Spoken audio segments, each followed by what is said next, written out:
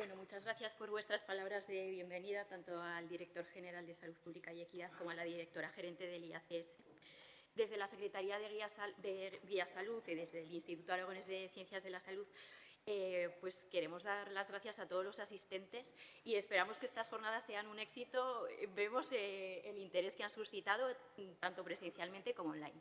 Así que vamos a dar comienzo con la primera mesa de debate, que va a estar moderada por Pilar Aparicio Azcárraga, que es consejera técnica de la Subdirección General de Calidad Asistencial del Ministerio de Sanidad.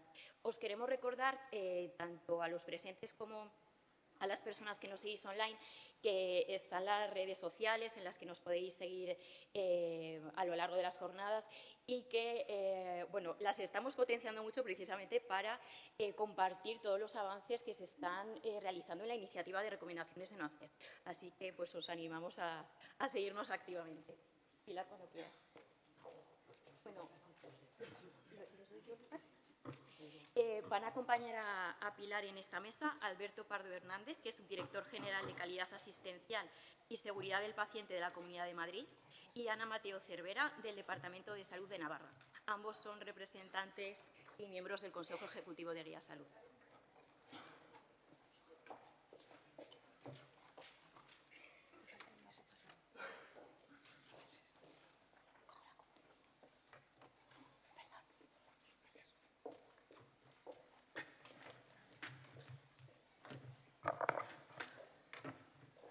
Buenos días de nuevo y, bueno, también encantadísima de esta sala con este foro tan magnífico y tan completo. Vamos a empezar con esa sesión práctica que planteaba Elena, que efectivamente empezamos con 2 comunidades autónomas que tienen una larga trayectoria en lo que es la implementación, que para eso trabajamos los documentos, para que se puedan implementar y puedan significar mejoras en la calidad de nuestra asistencia sanitaria. Por eso están aquí con nosotros Alberto Pardo, que como también le presentaba a Soledad, además de ser el actual subdirector general de Calidad Asistencial y Seguridad del Paciente en la Comunidad de Madrid desde el año 2004, tiene un currículum también súper interesante porque ha pasado de ser médico cirujano a ser el responsable de los programas de seguridad del paciente, de implementación de las buenas prácticas en relación a la adecuación de la práctica clínica. De hecho, su doctorado es en epidemiología y salud pública y tiene muchos másteres relacionados con la gestión, con la administración, con la epidemiología, con la seguridad del paciente, cosa que es imprescindible para facilitar esa implementación de las buenas prácticas, de la adecuación de la práctica clínica y las recomendaciones de no hacer. También es vicepresidente de la Asociación Española de Gestión de Riesgos Sanitarios y Seguridad del Paciente. Vamos también a presentar a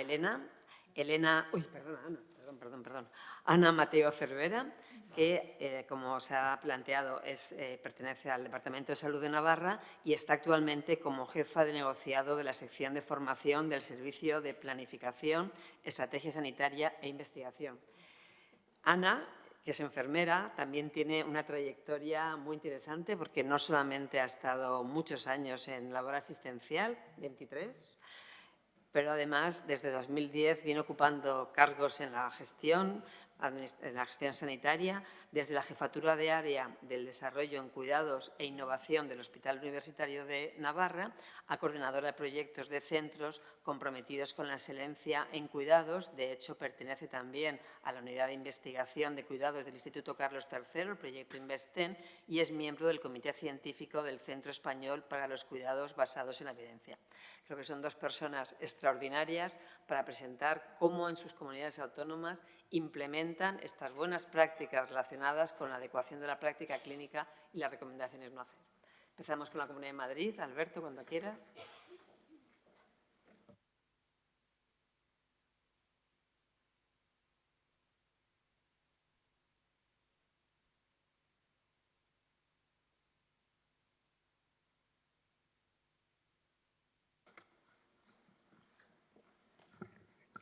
Bueno, muy buenos días a todos. Muchísimas gracias al Ministerio y a Guía Salud por invitarme a mí y sobre todo a mi comunidad a participar en esta jornada de implementación. A lo largo de mi ponencia voy a intentar repasar cómo empezamos trabajando con las prácticas de no hacer y cómo estamos en el momento actual, porque hemos seguido un camino de aprendizaje que a lo mejor puede ser útil a otras organizaciones o comunidades autónomas. Por eso, primero voy a hacer una pequeña introducción, luego hablaré de las primeras actuaciones que nos llevaron hasta el 2020, luego cómo en ese 2020 revisamos el enfoque que teníamos y el despliegue, y luego las actuaciones que hemos hecho a partir de ese momento. He traído esta primera transparencia, que yo creo que todos los que estáis en la sala, si me permitís que os tutee, más o menos la conocéis, y es que las recomendaciones de no hacer tienen un impacto muy importante en la sostenibilidad del sistema. O sea, hay muchos estudios entre el 20, el 30, la famosa 60-30-10, pero también tienen un impacto muy importante en la seguridad del paciente, porque muchas de las cosas que no debemos hacer, además, impactan en la seguridad del paciente. Por eso nosotros, desde el primer momento, ya se comentaba en la inauguración, el director general hablaba de que en el 2013 pues el Ministerio firmó con la Sociedad Española de Medicina Interna, y aquí tengo a Javier, que en aquellos tiempos tuvimos alguna reunión sobre este tema, concretamente yo recuerdo que le moderé una mesa. Nosotros estábamos viendo en nuestro desarrollo que dentro de nuestras actuaciones en seguridad del paciente, una de las líneas que teníamos que incorporar era la de las prácticas de no hacer, innecesarias, de bajo valor. Nosotros le llamamos evitar intervenciones innecesarias porque nos parecía como más técnico. Lo de no hacer, pues es un término que a veces coloquialmente está bien, pero a veces nos cuesta. Había un gerente que una vez dijo quién se apunta a un grupo de no hacer y dijo al día siguiente tengo 700 apuntados, ¿no? Pues parece que lo de no hacer, y entonces pues no nos gustaba mucho y le llamamos prácticas innecesarias. En el 2013-2014, cuando estábamos haciendo nuestro documento estratégico, que nos llevó hasta 2020, incluimos como novedad, y eso era una cosa novedosa porque ningún plan lo incluía, una línea de intervenciones innecesarias o de no hacer o de bajo valor, ¿no? Eso nos vino muy bien porque, como se había firmado en el 2013 en el Ministerio con Guía Salud y con Medicina Interna esta actuación, pues en el año 2015, dentro de Guía Salud, de nuestro Consejo Ejecutivo, se nos planteó a las comunidades autónomas qué comunidades autónomas querían participar para implementar en la práctica estas recomendaciones que se habían hecho a través de esta unión entre las sociedades científicas y Guía Salud. Y nosotros, que teníamos una línea, pues evidentemente dijimos, pues sí, nos apuntamos a esto porque nos viene muy bien saber cómo se está implementando. Bien. Cuando en el Ministerio nos dijeron que teníamos que implementarlo, una de las cosas que se nos dijo es tenéis que crear un grupo de implementación a nivel autonómico. Y entonces, bueno, nosotros como hacíamos, por ejemplo, en otras estrategias en seguridad del paciente, en los proyectos cero de la UCI, que tenemos comités institucionales a nivel de comunidades, pues creamos un comité. Lo creamos en el caso de Madrid, pues con hospitales, con atención primaria, con el SUMOR 1-2, con expertos en la materia, y empezamos a revisar la factibilidad de las medidas que entonces estaban publicadas, de las recomendaciones de no ser, que por ser redondos pues serían 100, ciento y pocas, no me acuerdo si eran 101, bueno, alrededor de ese número. El problema que encontramos en aquel momento, cuando hicimos el grupo de no hacer, es que las recomendaciones que en aquel momento estaban puestas estaban bien, pero eran muy difícilmente implantables, porque en su definición les faltaba en algunas de ellas la percepción de que se podían implantar a través de indicadores, y me voy a explicar mejor. Aquí tenéis un ejemplo, si cogéis de lo que está subrayado la de en medio, dice no se deberá usar de forma rutinaria la asociación de. Claro, cuando tú vas a implementar esto, dices, ¿qué es rutinario? Todos los días, todas las horas, cada 3 días, y eso nos pasaba en muchas recomendaciones. Entonces, conceptualmente, claramente todo el mundo las aceptaba, pero cuando ibas a implementar no las podías medir, y lo que no puedes medir no puedes implementar. Total, que el grupo que tuvimos solo consideró 29 que eran factibles y de ellas solo 7 que podían ser medidas. Y os tengo que decir que casi todas de atención primaria y casi todas ligadas a la receta y a la farmacia, que era lo más fácil de medir.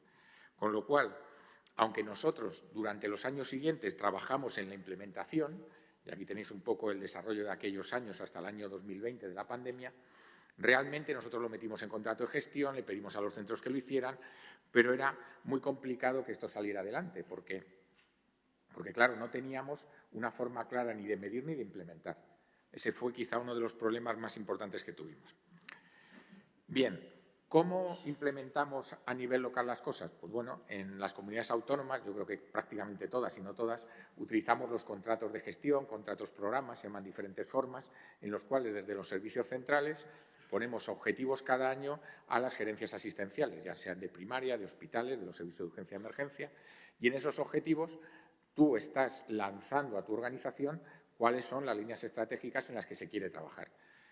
Evidentemente, nosotros, a partir de que hicimos ese análisis en el 2016, en el 2017, empezamos a incluir en los contratos actuaciones relacionadas con las prácticas innecesarias.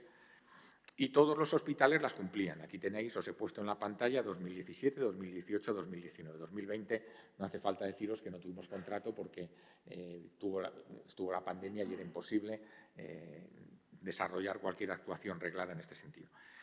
Todos nuestros centros fueron haciendo lo que les pedíamos en los contratos, pero claro, nosotros no éramos capaces de decirles tienes que implementar esta actuación concreta en todos los centros, porque no había ninguna de las actuaciones que teníamos que fuera implantada a todos los centros y no era fácil.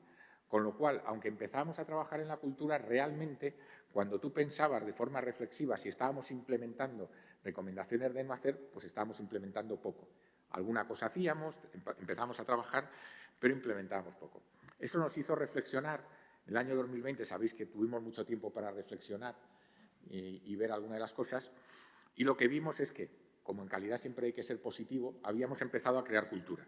Teníamos objetivos institucionales, estratégicos, la organización conocía, ya le sonaba lo de las prácticas innecesarias.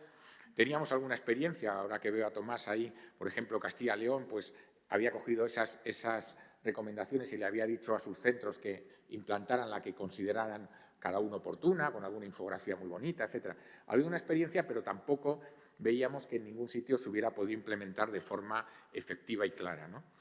Teníamos pocos resultados, por tanto, los que teníamos pues estaban ligados a lo que os digo, a la atención primaria, a la farmacia o al laboratorio, aquello que era más o menos fácil de medir.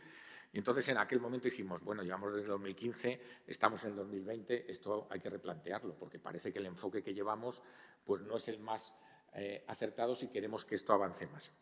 Y entonces nos pareció que lo más oportuno, conociendo también otras experiencias que teníamos en otras actuaciones, era centrarnos en la cultura y en el nivel local. Es decir, pensamos que esto era muy difícil, poner el mismo jersey para todos nuestros hospitales y cada centro tenía que tener su propio jersey dándole un apoyo de cómo se tenía que hacer el jersey, pero tenía que ser cada uno a nivel local. Entonces, lo que hicimos es plantearnos el crear, como hacíamos en otras actuaciones, crear comités locales en cada una de las gerencias asistenciales que fueran los que pusieran en marcha a nivel local estas actuaciones, dándole una cobertura institucional, pero a nivel local. Entonces, creamos grupos que, claro, nos pasaba lo mismo, no les íbamos a llamar grupos de no hacer, porque, igual que os dije, pues parecía que no iba a quedar bien, o grupos de prácticas innecesarias, ¿no? Pues como somos positivos, le llamamos creación de comités para mejorar la adecuación de la práctica clínica, que es verdad que lo haces, pero nuestro objetivo realmente era desimplementar las prácticas innecesarias, pero les llamamos así. Esto, además, cuando nosotros hacemos una implementación de este tipo, la hacemos a nivel de toda la comunidad, es decir, todas las gerencias, tanto de primaria como de hospitales como de suma.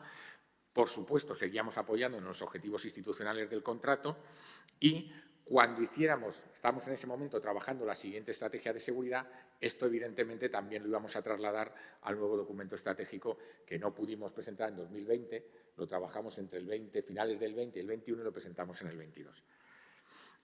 Evidentemente, cuando tú decides crear comités, lo que tienes que dar, como os decía, es instrucciones concretas y homogéneas para toda tu organización. Entonces, hicimos un documento en el cual establecíamos cuál era el objetivo, quién eran los miembros mínimos del comité, qué funciones tenía el comité, qué es lo que tenían que hacer.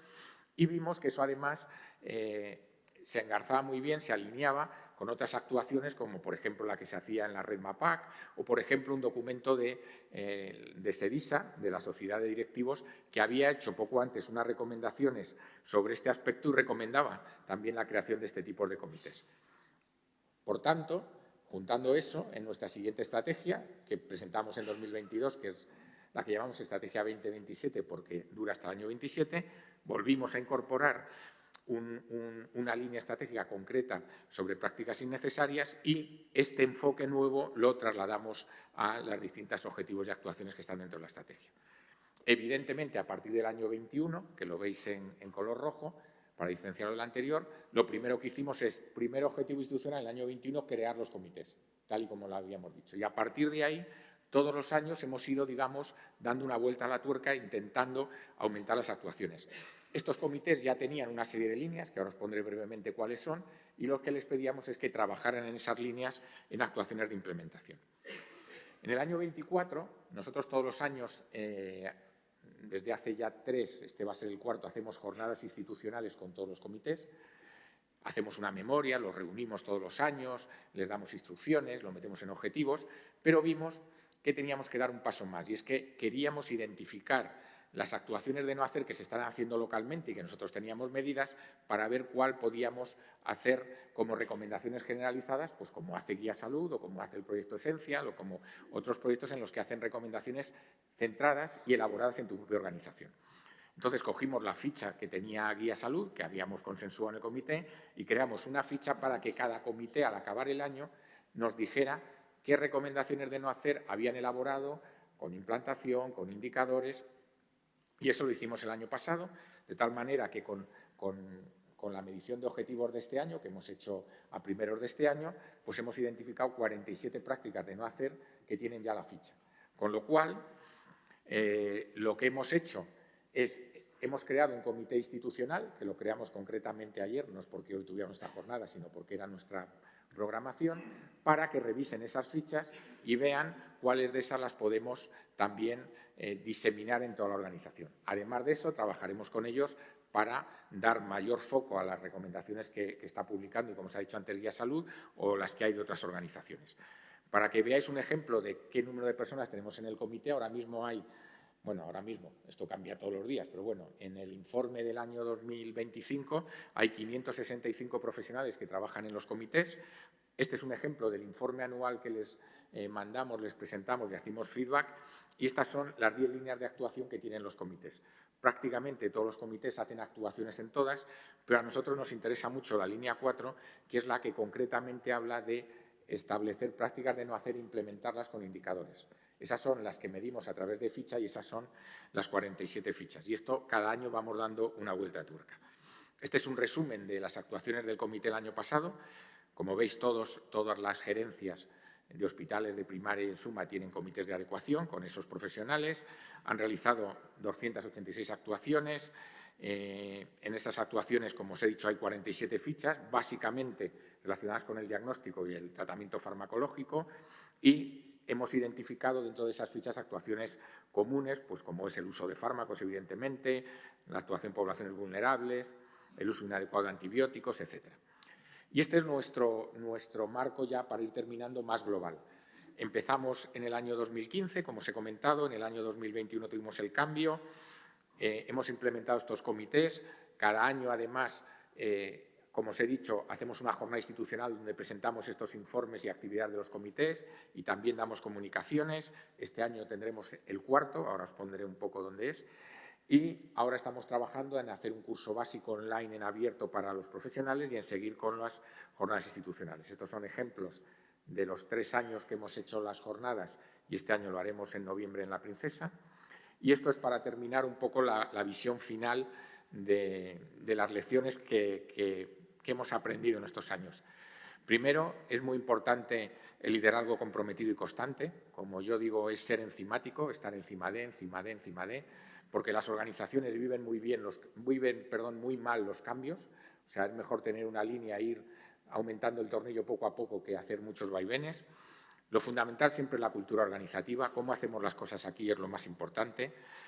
Evidentemente, el apoyo institucional es muy importante, es decir, que lo hagan todos los centros, que haya jornadas, que tengamos objetivos en el contrato. Ese apoyo es muy importante. Esto tiene que integrar a todos los niveles, estos problemas son de todos. Es muy importante la formación. Nosotros, en todos los cursos que tenemos de seguridad del paciente, hay un apartado de no hacer, pero ahora vamos a hacer un curso específico y también trabajar con las escuelas, con los pacientes, que es muy importante. Fundamental para que los profesionales trabajen, y aquí la importancia de Guía Salud, es la evidencia científica y la actuación de las sociedades científicas. Es fundamental la evidencia. A mí me gusta mucho hablar de las 3 E's para implementar, que es evidencia, eficiencia y eminencia. Es decir, los profesionales nos movemos mucho por lo publicado en la evidencia. Es muy importante que esto sea importante y repercuta en lo que hacemos, y luego nos basamos mucho en los líderes. Es decir, yo siempre digo, yo soy cirujano y cuando yo era residente empecé a diferenciar lo que era un líder de lo que era un jefe. El jefe era el que tenía el nombre y ponía jefe de servicio. El líder era el que operaba los recomendados. Evidentemente, si yo quiero poner en marcha una actuación, cógete a los líderes. Por eso es muy importante la eminencia. Evidencia, eficiencia, eminencia. Y por último, como os he dicho, ser constantes. Desimplementar requiere estrategias multifacéticas. No hay una sola actuación que arregle las cosas. Tienes que hacer muchas actuaciones, muchos años, incluso a veces bajar un poco para volver a subir, pero hay que trabajar en ese camino común de la cultura y de la implementación. Muchas gracias.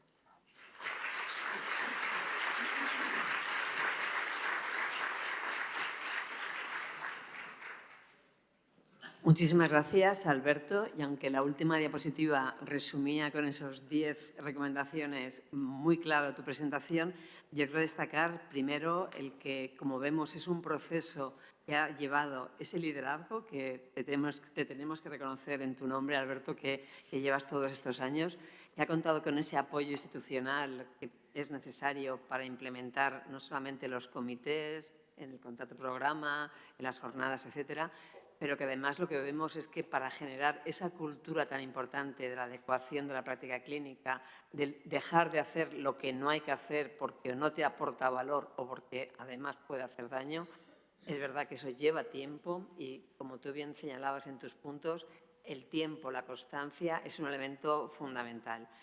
Yo quiero señalar mucho la importancia porque nos interesa muchísimo que de esta jornada todas las personas que estáis presentes salgáis con la idea de que cada uno de vosotros, tanto individualmente como vuestro departamento, unidad, jefatura de servicio o sociedad científica, podéis aportar a estas recomendaciones de adecuación de práctica clínica, estas recomendaciones de no hacer, y desde Guía Salud estamos encantados de incorporar, discutir y valorar.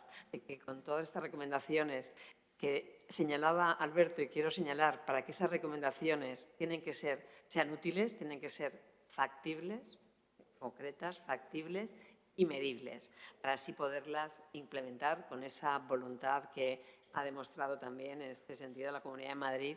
Y te doy fe que esas jornadas anuales, la verdad que tienen una importancia grandísima, no solamente para implicar a los profesionales, sino también por todo lo que aportan de experiencia. Así que vamos a continuar con la experiencia navarra, otra experiencia fundamental, donde también la voluntad de la Consejería para implementar esas buenas prácticas, esa adecuación de la práctica clínica ha sido fundamental para conseguir éxitos. Adelante. Bien. Cuando quieras, Ana. Bueno, muchas gracias por invitarnos a participar para exponer nuestras experiencias y bueno, para aprender todos de todos un poco, ¿no? Mi presentación va a llevar este título: Adecuación de la práctica clínica, experiencias de implementación de evidencia en Navarra. Empezaré con una definición que también va muy relacionada con la definición que ha utilizado el director general, que la ciencia de la implantación es el estudio científico de los métodos para promover la incorporación sistemática de los resultados de la investigación y otras prácticas basadas en la evidencia en la práctica, con objeto de mejorar la calidad y la eficacia de los servicios de salud. Resaltó esta frase de incorporación sistemática de los resultados. Conocer la evidencia no es implantar, hay que pasar del conocimiento a la acción, y esto es la implementación. En todos los manuales metodológicos de implementación indican que es un proceso continuo, dinámico e interactivo y que requiere una serie de etapas que más o menos en todos los manuales son las mismas, ¿no? En primer lugar, la necesidad de adecuar la práctica a la evidencia.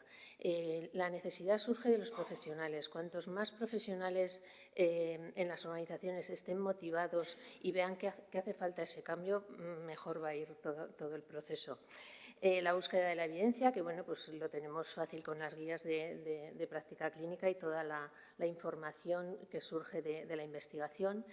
Es muy importante analizar barreras y facilitadores en la organización. Una misma una misma recomendación es muy diferente su plan de actuación en una organización u otra, aunque pertenezcan a una misma gerencia o a una misma comunidad. Importante también capacitar y captar a los profesionales formales e informales. Ya sabéis que hay gente muy motivada, entonces hay que captarlos enseguida porque van a tirar mucho del carro, ¿no? de todo este proceso.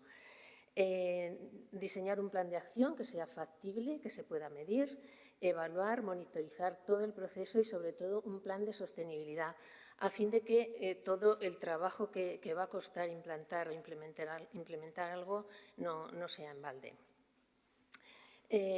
No es fácil, la verdad es que es una tarea difícil. Hay muchos factores e influencias internas y externas que bueno, pues dificultan el proceso y otras veces pues lo aceleran. He querido reflejar aquí algunos que son más bien barreras que todos conocemos: la falta de tiempo, la presión asistencial, barreras organizacionales, el siempre se ha hecho así, que siempre lo oímos en algún momento, la falta de trabajo en equipo y las barreras informáticas, etc. Y por otro lado, tenemos de la mano de la evidencia los planes de salud, los grupos y sociedades científicas, como nos contarán luego en la segunda mesa, las universidades y escuelas sanitarias, que ya los alumnos ya van conociendo toda esa nueva evidencia que luego, cuando están en la práctica, dicen, bueno, y esto a mí me han enseñado así y lo estáis haciendo así. Entonces, bueno, ahí hay un poco de conflicto a veces y, bueno, puede ser también el motor que impulse también a implantar, ¿no? Y sobre todo los pacientes. Tenemos una calidad de pacientes ahora muy informados, paciente experto, a veces muy desinformados, según de dónde busquen la fuente también, pero yo creo que también es un motor para hacer las cosas bien, y como nos las van a exigir, a nada que toquen un poquito Internet y busquen cómo hay que hacer las cosas. Debemos aprovechar, como digo, estas oportunidades para dar un empujón a esta implementación. Voy a hablar de estos tres proyectos que en nuestra comunidad pues están teniendo bastante auge, y habrá otros más y otras pequeñas acciones o más de forma individual, pero bueno, he querido elegir estos tres elementos, estos tres proyectos. ¿Por qué los he elegido? Porque tienen una forma de medir todo el proceso de implementación, y porque tienen indicadores finales que nos van a indicar si la implementación se está haciendo o no. En primer lugar, hablaré de BPSO, Best Practice Spotlight Organization. Este es un proyecto que lo creó RENAU, que es la Organización de Enfermeras Registradas de Ontario, de Canadá, que tiene dos hitos importantes en su historia, que ya han hecho el año pasado. Hicieron ya 100 años de su nacimiento. Por un lado, la creación de guías de práctica clínica. Tienen más de 50 guías editadas, disponibles gratuitamente, y muchas veces están editadas en inglés, pero a través de este proyecto cada estado puede traducirla y adaptarla a su medio. Y por otro lado, otro hito importante es la creación de este proyecto BPSO, que es la forma de implementar todas esas guías de práctica clínica en las organizaciones. Está diseminado a través de todo el mundo prácticamente, y aquí en España está coordinado por Investen, que es la unidad de investigación en cuidados del Instituto Carlos III, y a su vez del Centro Español para los Cuidados Basados en la Evidencia. En España se ha traducido como Centros Comprometidos con la Excelencia en Cuidados. El acceso a BPSO es una convocatoria competitiva cada 3 años, y ser centro comprometido con la excelencia requiere un periodo de candidatura de 3 años, en el que al menos tienes que implantar 3 guías de buenas prácticas con la tutela del Centro para los Cuidados Basados en la Evidencia. Y luego, para mantener esa acreditación como centro comprometido con la excelencia, es un periodo de sostenibilidad de cada 2 años. ¿Cómo se obtiene? Pues, por un lado, implantando una nueva guía, mantener las que ya tenías, implantar una nueva guía o extender una guía o mentorizar a un nuevo centro.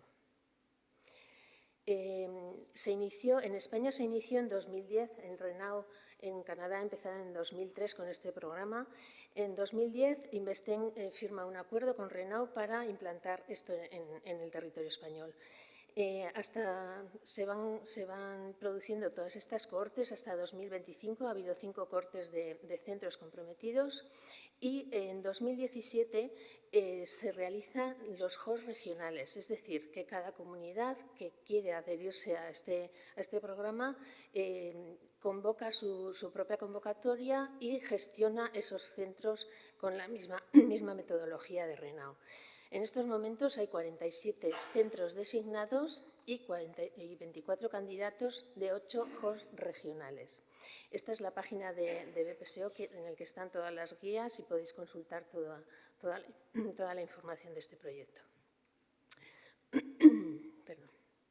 Las características del programa es un proceso mentorizado, siguiendo la metodología de implantación de Renault, y pasa del conocimiento de la evidencia a la acción, que eso es lo importante. Lo que da valor al programa es también, como he dicho, el poder medir el proceso a través de unos indicadores que incorpora cada guía y que están muy bien definidos y que todos los centros a nivel nacional e internacional de una misma guía recogen los mismos indicadores. Tenemos 2 plataformas, la plataforma Carevid, que es la plataforma nacional, y Enquire, que es la plataforma a nivel internacional. Es decir, que un centro se puede medir cómo está la implantación con centros de todo el mundo. Entonces, bueno, esto es lo que más valor da a este programa. Y es necesario, para reacreditarse, como he dicho, mantener todo lo que ya se ha trabajado y hacer un plan de sostenibilidad. Importante hacerlo desde el inicio, que se empieza a hacer se piensa el plan de toda la estrategia. El Hospital Universitario de Navarra empezó con este proyecto en 2015 con la incorporación de estas 3 guías de accesos vasculares, de prevención de úlceras por presión y de valoración del ictus, y luego cada 2 años han ido incorporando una guía más hasta 2025, la que tenemos la de atención centrada en la persona, evaluación y manejo del dolor y el apoyo a las personas con ostomía. Lo que ha supuesto para el centro pues es actualización de todos los procedimientos, porque claro, todo hay que revisar, ¿no? Cuando viene la evidencia y cuando además se va a medir cómo se está implantando, pues los procedimientos del centro pues hay que actualizarlos en los temas que toca. También se han actualizado y se han cambiado los registros. Se han creado indicadores para la práctica, que hasta que empezamos con esto pues tampoco estaban muy definidos.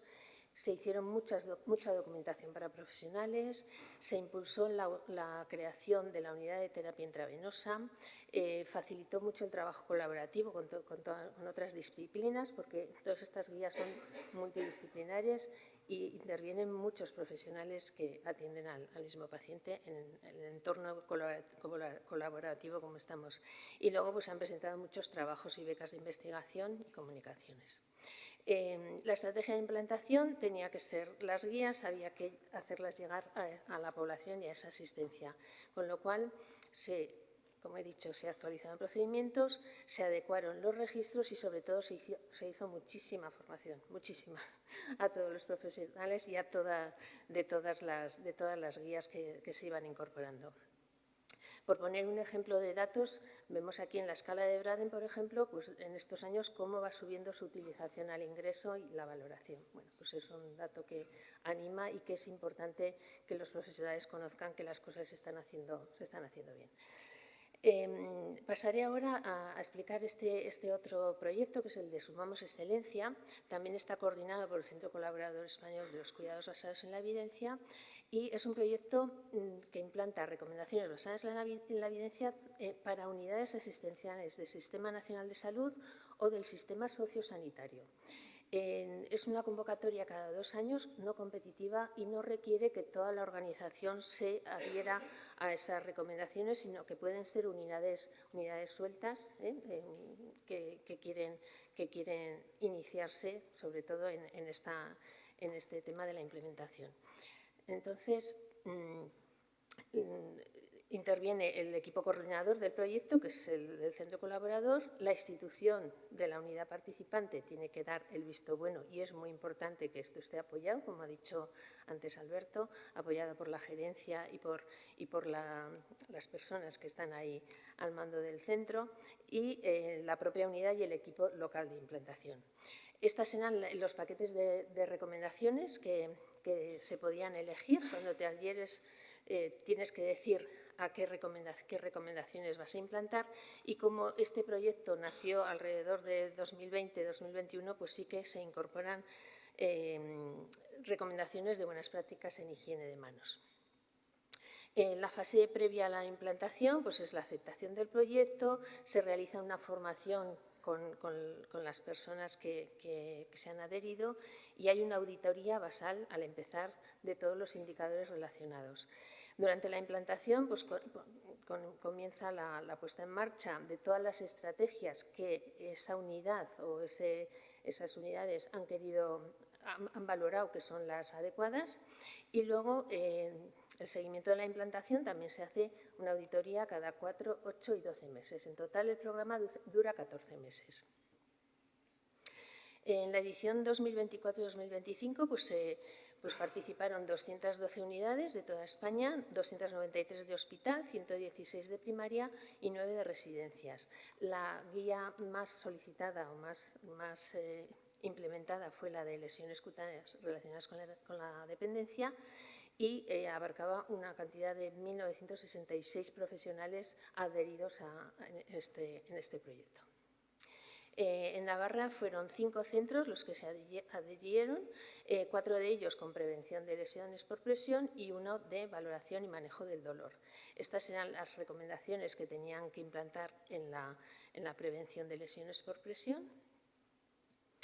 Y cada centro, he puesto 2 ejemplos de un centro de salud y una planta de hospitalización que, implantando las mismas recomendaciones, las estrategias de implantación eran diferentes. Yo siempre digo que implantar una recomendación es una artesanía, ¿no? Que con los medios que tú tienes que ir guiando esas estrategias para conseguir lo que quieres conseguir, ¿no? Y luego voy a hablar de MAPAC, que está ya en algunas otras comunidades, que es una iniciativa en la que en estos momentos hay 31 hospitales, servicios de salud de 4 comunidades, Cataluña, País Vasco, Madrid y Navarra. El objetivo es mejorar la calidad asistencial mediante la coordinación de actividades dirigidas a optimizar la adecuación clínica y sanitaria de las decisiones en salud. En Navarra y País Vasco es una única comisión MAPAC para toda la comunidad, somos pequeñitos, entonces cualquier acción tiene alto impacto porque somos manejables dentro de otras comunidades por la infraestructura sanitaria, ¿no?, que tenemos. Integra a todos los hospitales públicos y de atención primaria. Se coordina desde el Hospital San Pablo de Barcelona y se realizan proyectos tanto a nivel local como proyectos nacionales. La Comisión MAPAC en Navarra empezó a trabajar en 2017 y consta de un equipo experto en práctica basada en la evidencia, y lo que es realmente la comisión la forman profesionales de toda la red que quieren participar. ¿Qué hacen estos profesionales? Bueno, pues son los que proponen los temas y las dudas que surgen de la práctica clínica. Se exponen en las reuniones que tenemos mensualmente y es el equipo experto en práctica basada en la evidencia quien se dedica a analizar los datos que ya existen. Bueno, primero consideramos el tema importante, ¿no? Vamos priorizando un poco los temas que se van exponiendo, y el equipo de práctica basada en la evidencia analiza los datos que ya hay, establece la pregunta pico, hace la búsqueda de la evidencia y dictamina unas recomendaciones según ello para la práctica. Con todo ello se hace un plan de acción para su implantación que requiere un informe, una instrucción normativa del gerente del Servicio Navarro de Salud y luego la difusión a todos los servicios, gerencias, unidades implicadas en ese tema.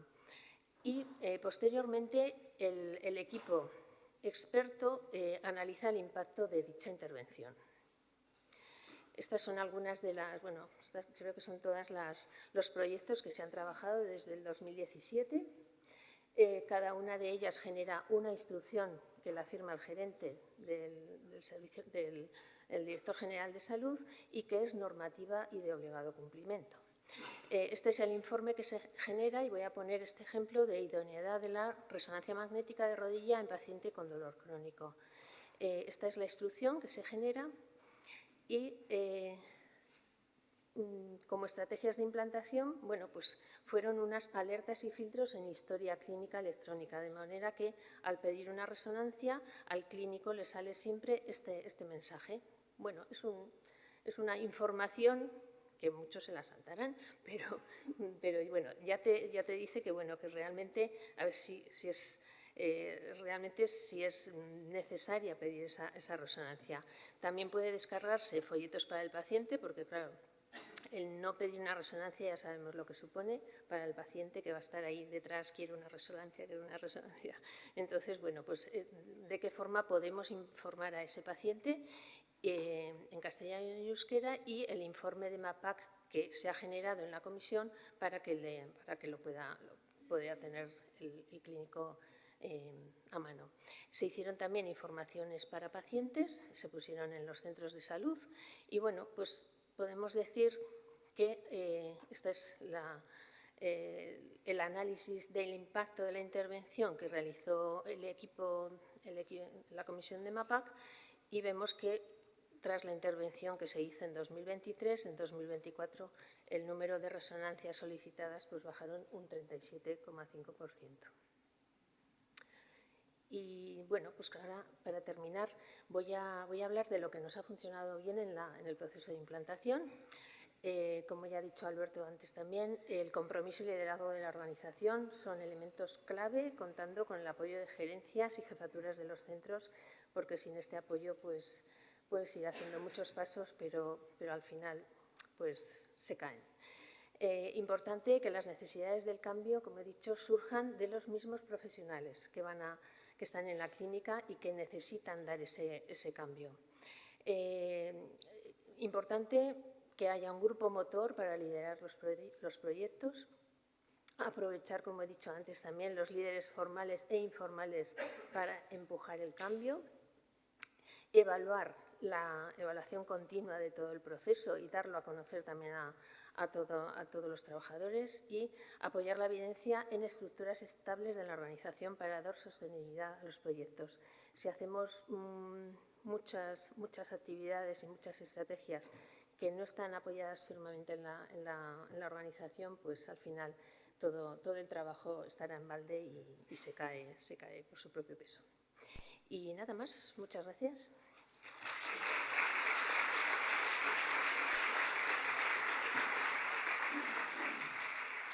Muchísimas gracias, Ana. Creo que las dos intervenciones se han complementado muy bien. Ana nos ha presentado 3 experiencias diferentes, 2 de ellas que tienen una implicación muy grande en un apartado que yo creo que es fundamental relacionado con la seguridad del paciente, como son toda la estrategia de cuidados, con elementos tan importantes como algo que se nos olvida tanto a los profesionales sanitarios y tan sencillo y que tantas vidas salva como el lavado y la higiene de manos. Pero es verdad que creo que cómo has completado esas 2 experiencias con esta tercera, donde, aunque has señalado elementos muy comunes a los que señalaba Alberto en relación a la necesidad de ese liderazgo, de procesos continuos, de esa ciencia, de pasar del conocimiento y de la evidencia a la implementación y a la realidad, es verdad también que yo creo que tú señalabas la importancia que los profesionales se impliquen, pero yo creo que hemos visto 2 ejemplos donde funciona cómo es importante que desde abajo, desde los profesionales, surjan estas iniciativas, pero también encontrar que desde arriba se impulsan, se apoyan y se generan también esas sinergias para que realmente la confluencia de ambos dé como resultado esa implementación. Yo creo que habéis planteado 2 ejemplos extraordinarios, que ya habéis dicho que os fuerais preparando para alguna pregunta. Tenemos tiempo para alguna pregunta. Mientras os vais animando, voy a hacer también yo una pregunta a cada uno de vosotros. Creo que todos vivimos toda la transformación digital a la que estamos viviendo como un elemento súper positivo. Somos conscientes también de los retos, de las oportunidades, pero también de las dificultades. En relación, cuando estamos hablando de cómo implementar o desimplementar estas recomendaciones de adecuación de práctica clínica o recomendaciones de no hacer, ¿nos puede ayudar esa transformación digital, Alberto? Bueno, lo lógico sería decir que sí, ¿no? Como vamos a decir que no nos va a ayudar la transformación digital. Yo, por ser concreto, yo creo que la transformación digital nos puede ayudar con dos tipos de palancas. Yo siempre diferencio que están las palancas duras y las palancas blandas. Las palancas duras es que si yo me salto un semáforo, me ponen una multa, ¿no? Entonces, las palancas duras es que por la transformación digital yo puedo hacer que en las historias clínicas electrónicas, cuando tú no cumplas algo, pues no te dejen hacerlo, que sería una palanca dura. Y luego está toda la fase de palanca blanda, que es que yo hago esto porque lo hace el de al lado y ¿por qué no lo voy a hacer yo, ¿no? Es decir, esa idea de intentar que la gente haga cosas que no les obligues, pero las quieran hacer, ¿no? Y en ese sentido, evidentemente, la transformación digital, antes hablábamos de lo importante que es el profesional y la evidencia, también lo comentaba, y la transformación digital va a poner de forma accesible y muy rápida la evidencia delante de los profesionales. Con lo cual, tú mezclando palancas duras en las cuales utilices herramientas que te lleven por un camino y no te permiten ir por otro. Esto es como si en el listado de verificación quirúrgica no puedes empezar a operar si no has puesto la cruz, ¿no? Que es verdad que la gente te dice, oye, poner la cruz y no sabes lo que has puesto, pero ya es un camino, ¿no? Y una palanca blanda en el cual toda esa evidencia esté disponible para los profesionales, yo creo que nos va a ser de muchísima ayuda en el futuro. Y bueno, ya no quiero hablar de la inteligencia artificial generativa, de todo esto, pero por sintetizar, yo creo que por supuesto que sí, con esos dos tipos de actuaciones. Nos quedamos con las palancas duras y blandas, que creo que es un ejemplo maravilloso y sobre todo muy, muy visual. Ana, has presentado 3 diferentes experiencias, con lo cual tú llevas mucho tiempo tanto en la asistencia como en la gestión. Como creo que en esta mesa juntamos experiencia, pero tú eres muy joven todavía para todos esos años. Pero me gustaría también si nos puedes elegir dentro de toda esa experiencia que tienes, con qué estrategia de implantación te elegirías, te quedarías de las que tú has visto que realmente han funcionado bien y cuáles son sus elementos positivos para que haya sido posible. Sí, pues yo me quedaría con la última que he comentado de hacer que las estructuras del centro incorporen todo este trabajo. Es decir, que los servicios de calidad, de apoyo a la gestión, estén involucrados en estos proyectos para que den estabilidad y sostenibilidad a todo lo que se está implantando. Y sobre todo las ayudas informáticas a los profesionales. A los profesionales hay que darles todo bien mascado, porque no tienen tiempo y no van a estar buscando evidencia, algunos sí, pero no es lo habitual. Entonces, cuanto más fácil se lo pongamos, más van a trabajar en la línea que se quiere. Por ejemplo, en el Hospital Universitario de Navarra, lo que hicimos con el sistema de cuidados, bueno, es adaptar a todas esas recomendaciones, por ejemplo, de acceso vascular, pues adaptar nuestro sistema para que los profesionales tuvieran esa información ya ahí mismo. Al coger una vía ya tienen el algoritmo de decisión de qué tipo de vía. Dárselo muy fácil. ¿Cuándo tienen que curar? Pues al poner la actividad ya te salen los días que hay que curar. Entonces, dárselo muy fácil. Casi no se enteran que hay cambios, pero si cumplen lo que el programa, que está basado en la evidencia, realizan, pues ya están implantando evidencia. No veo palabras, tenemos ya el tiempo de café. Para terminar, simplemente, yo creo que esta jornada lo que intenta es cómo avanzamos en esa cultura de la adecuación de la práctica clínica y de dejar de hacer todo aquello que no aporta valor. Creo que nos podemos quedar, la verdad, como ejemplo y que han coincidido. Y me ha faltado resaltar un tema que también los dos ponentes han señalado, la importancia de la implicación de los pacientes.